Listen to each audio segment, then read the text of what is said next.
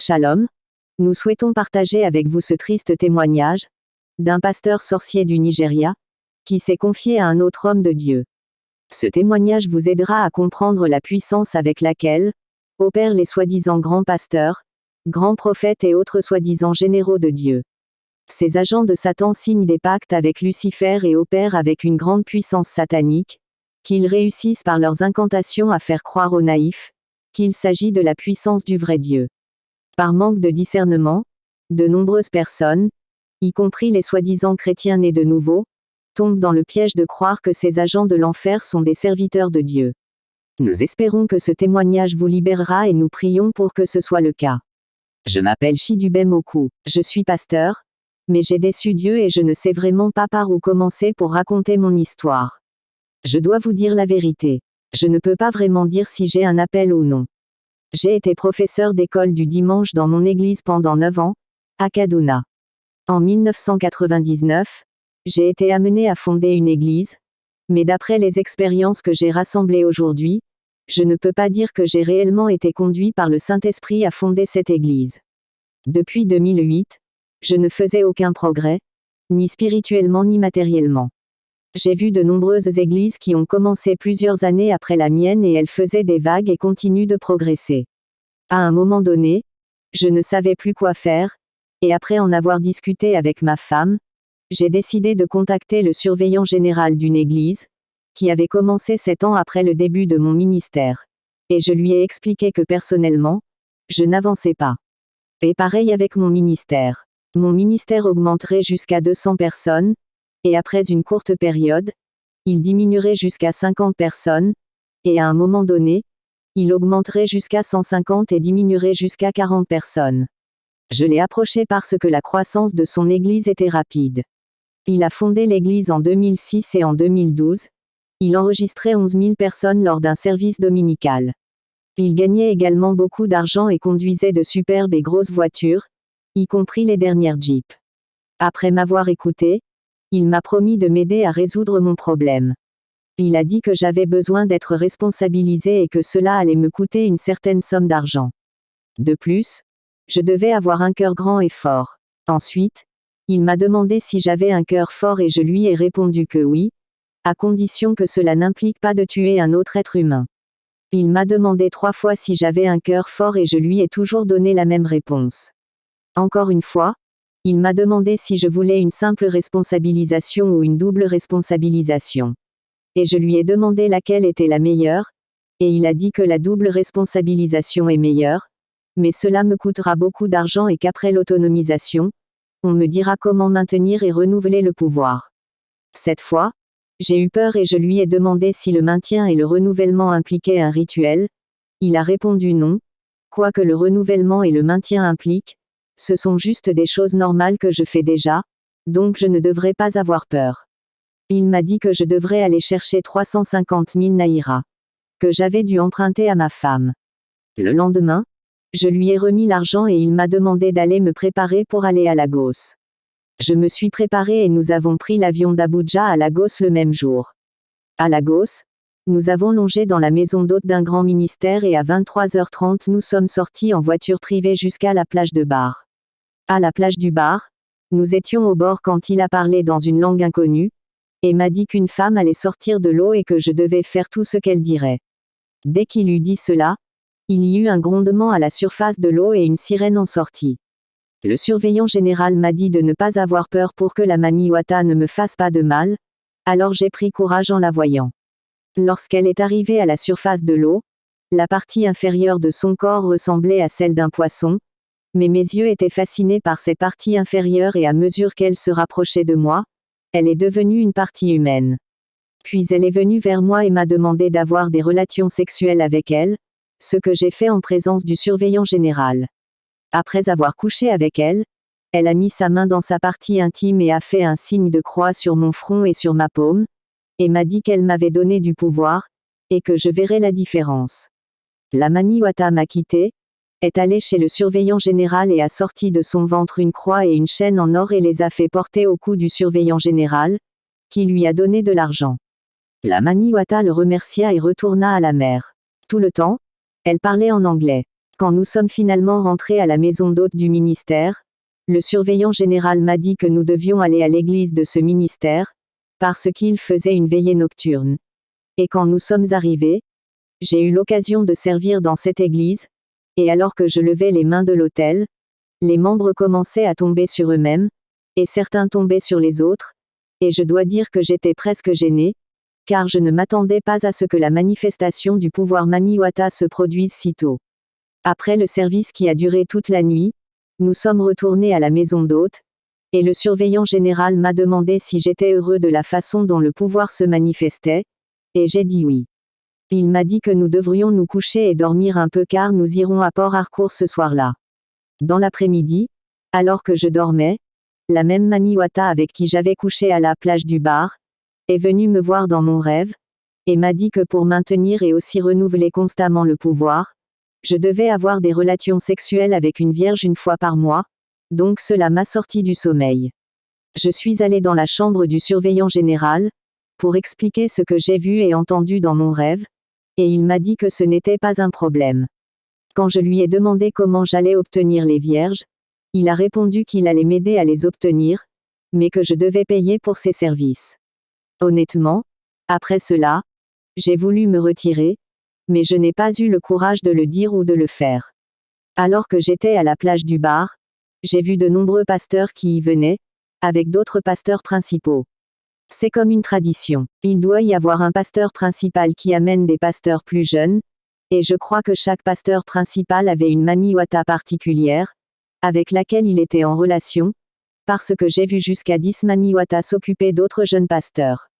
Le soir, nous étions à l'aéroport local de Lagos et prenons un vol pour Port Harcourt. À Port Harcourt, nous avons logé dans la maison d'hôte d'un autre ministère. Et à minuit nous sommes sortis pour finalement arriver dans une très grande propriété d'une femme appelée Esmoigny. À l'intérieur de l'enceinte se trouvaient de nombreuses maisons. Nous y avons rencontré de nombreux pasteurs, notamment des pasteurs d'église de la première génération. Quand ce fut mon tour, le surveillant général versa de l'argent et détailla ce qui devait être fait pour moi. Quand je suis entré dans la pièce, j'ai été surpris que ce soit à nouveau une femme, et comme je le pensais, encore une femme. Je me suis retrouvé au-dessus de la femme sur un lit dans une pièce adjacente. Honnêtement, je n'ai pas pu me rappeler comment je me suis retrouvé sur ce lit. J'ai couché avec elle. Après la séance sexuelle, elle a fait pleurer un animal et m'a administré des trucs dans les yeux.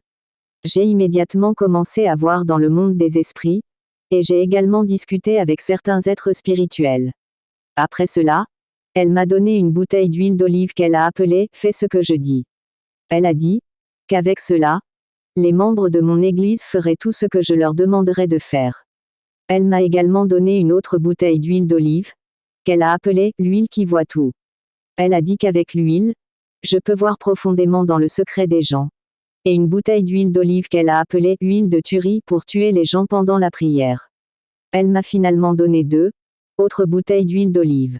La première était « l'huile de tirage de foule » et la seconde était « toucher et suivre » que j'utiliserai pour hypnotiser les femmes, en particulier les vierges, car j'aurai des relations sexuelles avec elles, et avec des femmes mariées pour renouveler l'autonomisation. Elle a dit que je pouvais avoir des relations sexuelles, et qu'immédiatement après, je pouvais aller directement au ministère sans prendre mon bain. Elle m'a lié par un serment de secret. Nous sommes partis ce même minuit, et sommes retournés à la loge et le surveillant général m'a dit de frotter l'huile, toucher et suivre, et nous sommes allés à la veillée de l'église que nous hébergions, et j'ai été autorisé à exercer le ministère. Le matin, 2 vierges ont été envoyées au surveillant général, et il m'en a donné une, alors nous les avons emmenées à la maison d'hôte et avons couché avec elles.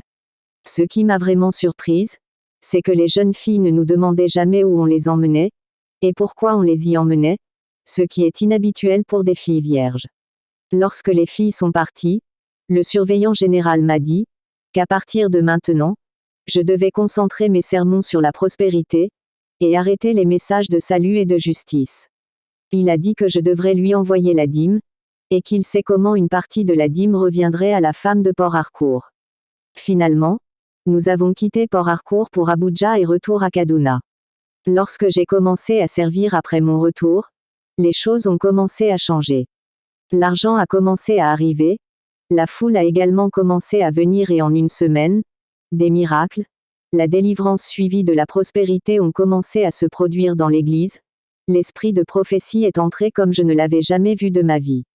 J'ai eu des relations sexuelles avec des filles vierges et des femmes mariées, et les choses se passaient bien pour ma famille, et pour l'Église depuis 6 ans, mais je suis arrivé à un stade où je ne me sentais plus à l'aise avec tout cela.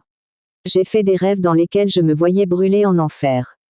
J'ai fait ce rêve de l'enfer 7 fois, et dans l'un de ces rêves, je me suis réveillé seulement pour que le même rêve continue lorsque je me recouche.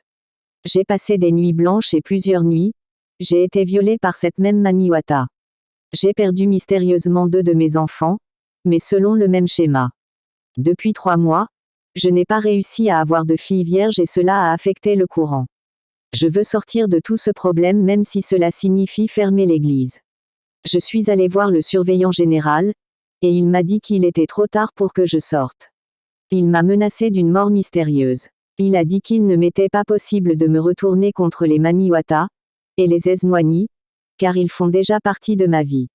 Je lui ai dit que je ferais tout ce qui était possible pour m'en sortir. 3 jours plus tard, 2 hommes m'ont approché et m'ont dit que, si j'aime ma vie, je devrais disparaître de Kaduna parce qu'ils ont été payés par le surveillant général pour m'éliminer. J'ai donc dû fermer l'église et quitter finalement la ville après 2 jours. Au moment où je vous parle maintenant, je n'ai rien à quoi m'accrocher, seulement Dieu Tout-Puissant. Le problème est que Dieu semble être très loin de moi, peu importe avec quelle ferveur je l'invoque et demande sa miséricorde. Je sais que je l'ai offensé, mais je sais qu'il est le Dieu de la seconde chance. Apôtre, j'ai lu un de vos écrits sur la façon de vaincre la reine de la côte et je crois fermement que vous êtes la seule que Dieu peut utiliser pour m'aider à sortir de cet enfer physique dans lequel je me suis plongé. J'ai vraiment peur d'aller rencontrer un autre homme de Dieu car ceux qui utilisent des pouvoirs diaboliques sont plus nombreux que ceux qui utilisent la puissance de Dieu. Depuis quelque temps, je ne dors pas la nuit et j'ai aussi parfois des hallucinations. Monsieur, j'ai besoin de toute urgence de votre aide car je crois que le temps presse pour moi alors que les attaques du royaume marin s'intensifient. Aucun autre pasteur ne les a dénoncées comme vous. Je sais que j'ai transféré de nombreux esprits à tant de personnes, et je veux savoir ce que je peux faire pour que ces personnes puissent être libérées de ces esprits méchants et mauvais. Apôtre, il est vraiment regrettable que l'Église de notre Seigneur Jésus-Christ ait été reprise par Mami Wata.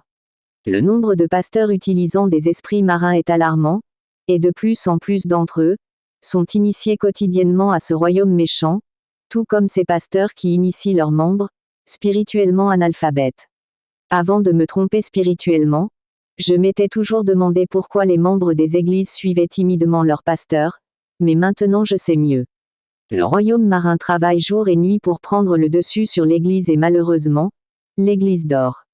Au cours des 2 derniers mois, j'ai eu 4 accidents de voiture, et je sais qu'ils veulent m'éliminer, mais Dieu a été mon aide et mon seul espoir. Ils ont tué mes 2 enfants et maintenant ils veulent ma mort. J'ai peur de rester seule à cause d'apparitions spirituelles bizarres que je vois, et les choses ont commencé à bouger dans mon cerveau et mon corps. Chaque fois que je commence à prier, le mouvement commence, et parfois je ressens le mouvement dans ma moelle. Le plus grand besoin que j'ai maintenant est d'être pardonné par Dieu. Si je peux obtenir son pardon, cela ne me dérange pas de mourir après cela, parce que je ne veux vraiment pas aller en enfer. J'ai été induit en erreur par le surveillant général, tout comme tant de jeunes pasteurs ont été induits en erreur par leurs surveillants généraux et leurs pasteurs principaux. Monsieur, je sais que vous êtes une personne très occupée. J'apprécierais si vous trouvez le temps de prier pour mes problèmes et de chercher la face du Seigneur sur la façon dont il vous utilisera pour m'aider. Je sais que si je suis pardonné, ma délivrance sera facile. Je regrette d'avoir vendu mon âme aux esprits marins. L'Esmoigny est également un agent Mami Wata très puissant. Je suis dans l'attente de votre réponse. Votre co-serviteur dans le Seigneur, Pasteur Chidubem Oku. La réponse de l'apôtre. Lorsque j'ai reçu cette lettre, j'ai appelé 3 fois le numéro qu'il m'a donné, mais il était éteint. Alors le lendemain j'ai appelé, et le message a abouti. Une femme a pris l'appel et lorsque j'ai demandé à parler au pasteur Chidubem, on m'a dit qu'il était mort dans un accident de voiture la veille, et j'ai été abasourdi. Je viens d'exprimer mes condoléances à la femme qui m'a dit plus tard qu'elle était sa femme, qu'elle devait modifier ses voies avec le Seigneur et avancer dans sa vie, et elle m'a exprimé sa gratitude et m'a remercié. Avertissement. Chers frères et vous tous qui venez d'écouter ce triste témoignage, nous tenons à vous mettre en garde contre ces agents de Lucifer que par ignorance vous appelez serviteurs de Dieu. Sachez que lorsque ces démons se disent serviteurs de Dieu ou généraux de Dieu, ils ne parlent pas de notre Dieu. Ils parlent de leur Dieu Lucifer. Rappelez-vous une fois pour toutes que ces sorciers sont de leur Dieu et de leur père le diable. Vous ne verrez jamais un seul serviteur du vrai Dieu proclamer avec autant de zèle l'évangile de Satan, comme le font ces serpents qui se donnent tous les titres possibles. Certains de ces titres qu'ils se donnent et auxquels ils s'accrochent fermement, sont des titres qui leur ont été donnés dans le monde des ténèbres. Ne soyez donc pas surpris si certains de ces démons portent des titres que l'on ne trouve nulle part dans la Bible, comme surintendant, général de Dieu, surveillant général, apôtre en chef, etc.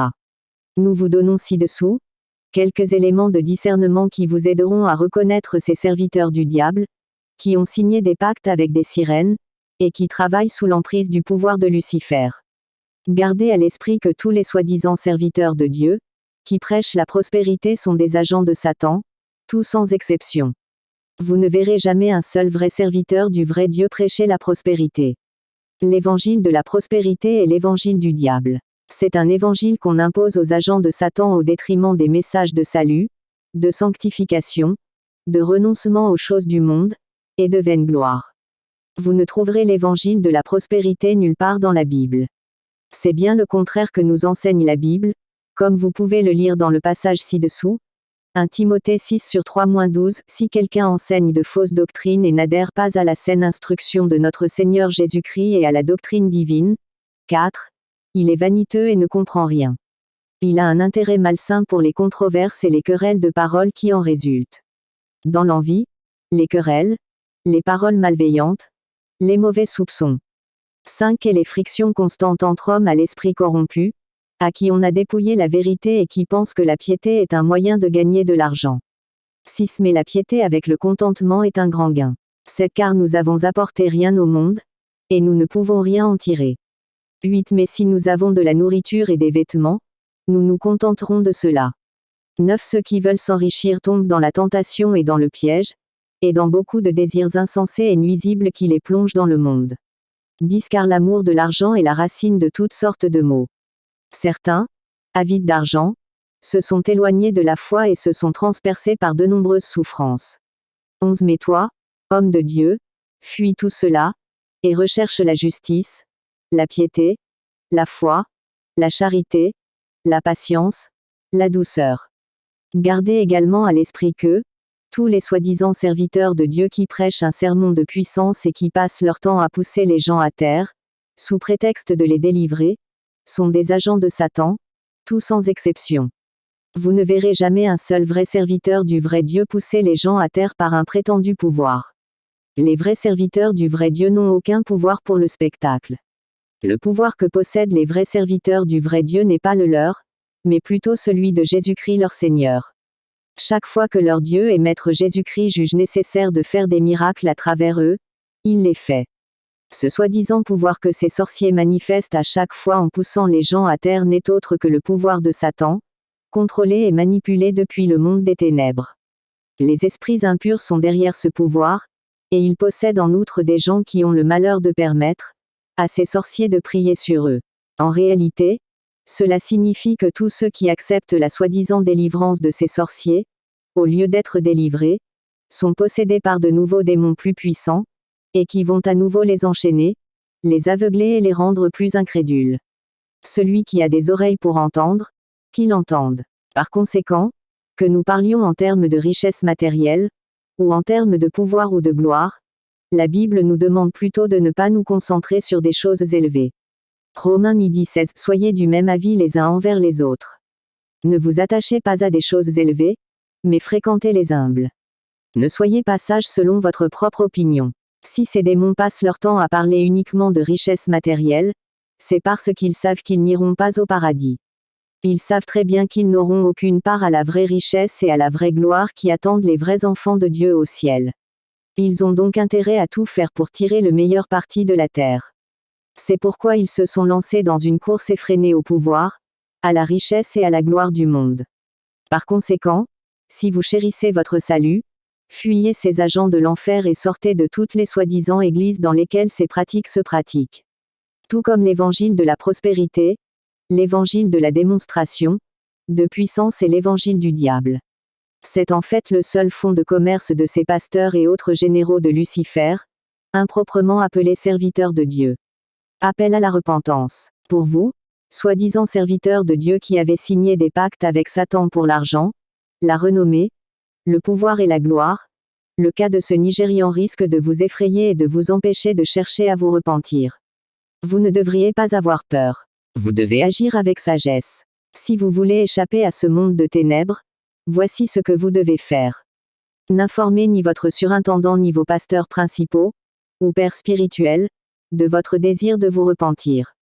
Gardez secrète l'intention de votre cœur, et avec la grâce de Dieu, libérez-vous de ces pactes sataniques, au nom de Jésus-Christ. La grâce soit avec vous tous qui avez Jésus-Christ comme maître.